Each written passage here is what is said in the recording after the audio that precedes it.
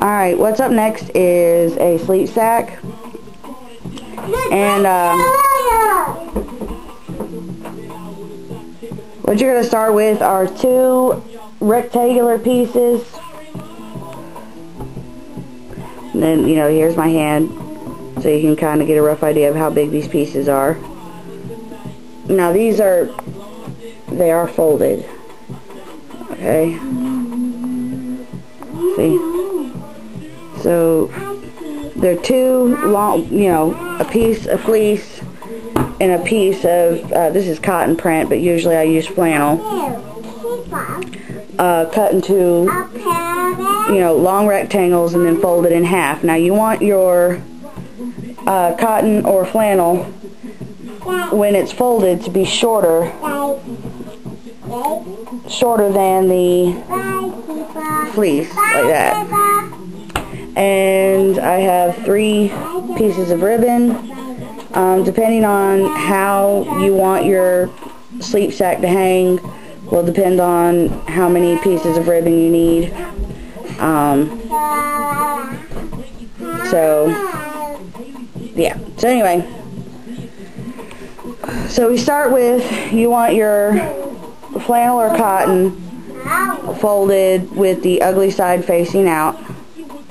There's the pretty side and ugly side. You want the pretty side to be touching itself.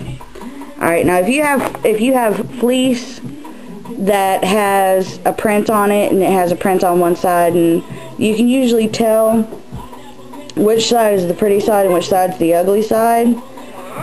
And with the sleep sack, you want your pretty side facing out, so your ugly sides will be touching. So on the flannel, you're going to have pretty sides touching.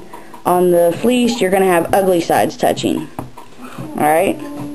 And then what you're going to do, the way I make sure I do it, is I don't unfold it all the way, just a little bit, so I can feel where the edge of it is. And then I take my folded end of flannel and I lay it on and get it even with that end. You want it even with that. So it's like, so it ends up laying right in the middle. So that you can then slide this the rest of the way through and then fold over so that your ends are even here. Now if you don't want to go through that much trouble to make sure your ends are even, because see, when I make the cuff, I don't like fold it once and then fold it again.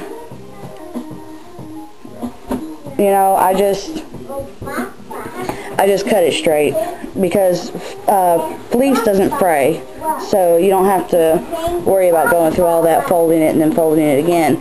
But if you don't want to go through, making sure you line the ends up perfect and everything else, then you can just, fold it over or whatever, and then, and then do the, once you sew it, do the fold, and then the fold for your cuff. But anyway, so I get it like that, and the way I do mine, I use 3 pieces of ribbon, and I pin like how I've been doing with you fold it, and you're gonna pin it inside here. Hold on a second, honey. You're gonna pin it inside here, like that. And I do 1 on each side of the bottom, and then I do 1 on the side, a couple of inches down from where the flannel is. Alright, I'm going to pin that real quick. Alright, once you pin, and like I said, if you're going to want your sleep sack to hang like this in the cage, like for a sugar glider or whatever, then you're just going to pin 2 on the top. If you want it to hang this way, then the way I pinned it is fine to hold it onto the cage. I pin mine to be mostly like a floor sack. And I put 3 so that if somebody wants to hang it in a corner, they can hang it, you know, or place it in a corner. They can put it in a corner and be able to hook it to the cage so that the ferrets or whatever animal you're using it for can't pull it away from the cage and whatnot. And also, you know, it gives you more than one option on how to hang it anyway, so you can hang it like this too, even if you wanted. Alright, and after you get it pinned, you're going to do just like you did with the pocket hammock. Make sure you come in enough to make sure you catch all 4 layers, which is the, you know, the 2 layers of the fleece and the 2 layers of flannel.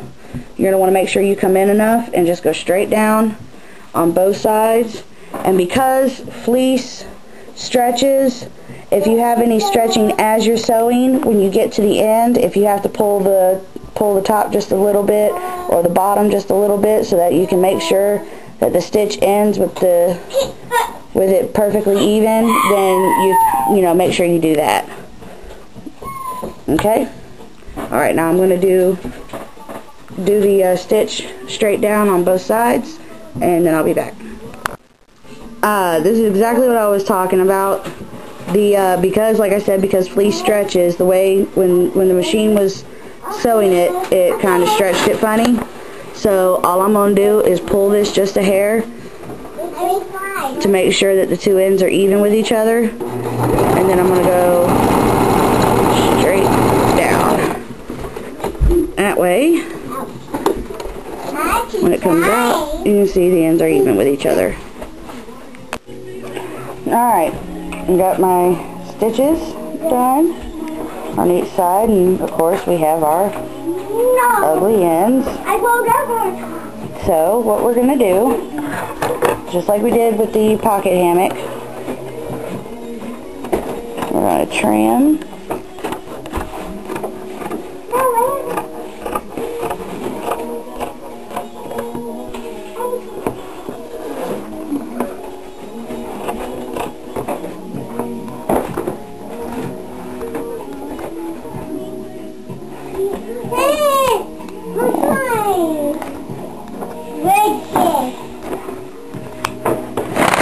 Whoops.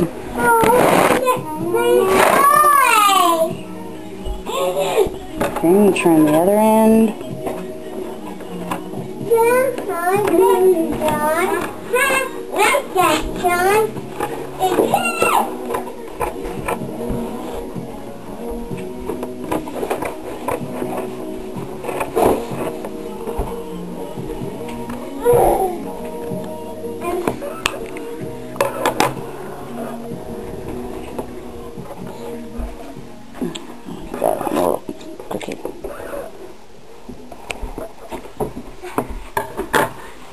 Okay, and then we're going to do like we did on the pocket hammock, and we're going to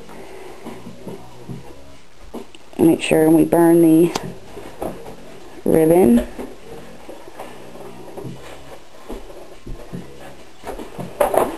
So that it doesn't come undone.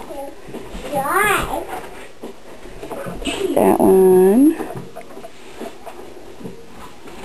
This one has enough of a gap.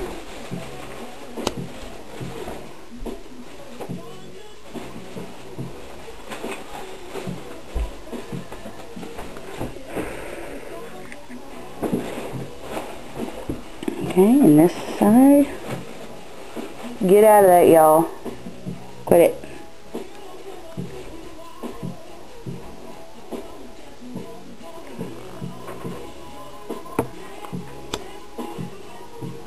Yeah. Okay. Ouch. Okay, once we get those burned, we take my side. I reach all the way down to the tabs at the end. Just pull out.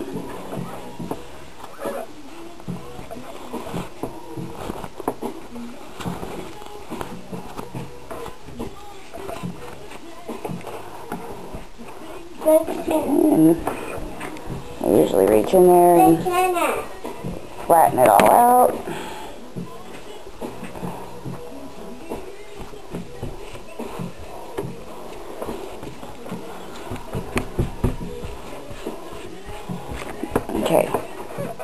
And then I reach in and I fold. Lizzie, did I tell you to touch the stereo? No, Marley, turn it off. Alright, and then once I have my cuff, Turn the music on. I try to check and make sure it's as straight as I can get it. And once I have my cuff, I'm going to set my machine for the pretty stitch. Bring my machine back closer. Okay, and then I'm going to slide it over like this. And then I bring it even with that right there. Bring it down.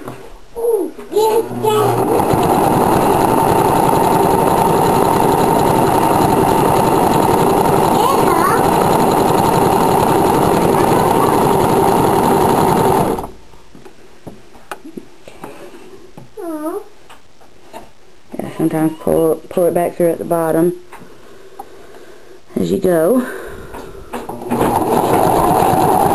Sometimes it doesn't like to get over this. Lizzie, honey, I'll fix it in a second.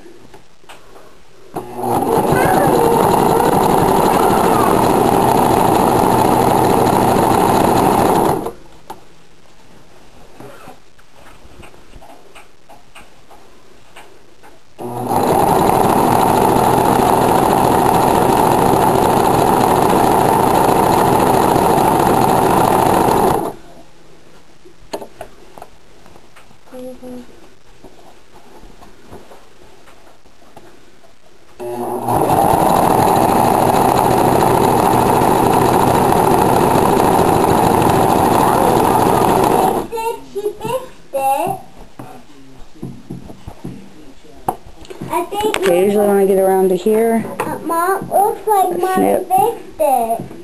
Good job. I can't get a hold of the thread.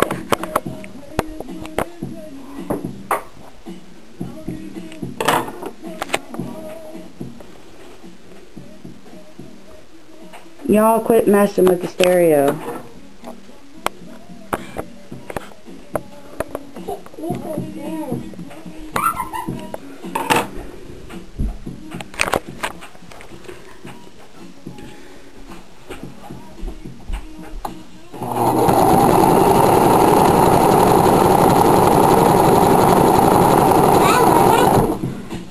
And see, this is the one problem I have with the fleece and stuff, is it always winds up getting kinked at the end. It's really hard to keep it from doing that.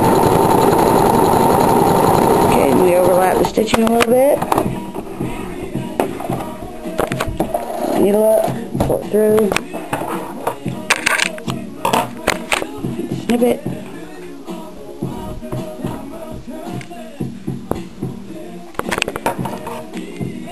Trim the thread.